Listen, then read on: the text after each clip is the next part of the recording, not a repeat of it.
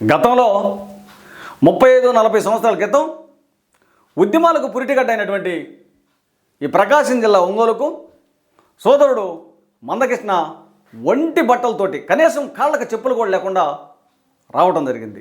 వచ్చిన తర్వాత ఇక్కడ మాతోటి మా రక్త బంధువులైనటువంటి మా మాలలతోటి మా మాలల ఇళ్లలో తింటూ మా వాళ్ళతో తిరుగుతూ మా వాళ్ళు చేసేటటువంటి ఉద్యమాలను ఉగ్గపాలతో నేర్చుకొని మరి చివరకు తన స్వార్థం కోసం స్వలాభం కోసం సొంత ప్రయోజనాల కోసం మాలామాదిగలను విడదీయాలనేటటువంటి ఆలోచనను రేకెత్తించుకోవడం జరిగింది. అయితే ఆ రోజు బాబాసాహెబ్ డాక్టర్ బిఆర్ అంబేద్కర్ గారు మనకు ఎంతో కష్టపడి మరి రాజ్యాంగంలో 15% రిజర్వేషన్లు కల్పిస్తే ఈరోజు ఈ రిజర్వేషన్లను కుక్కలు చింపిన ఇస్తర చేసినటువంటి గనుడు ఘనత అంతా మందకృష్ణకే చెందుతుంది.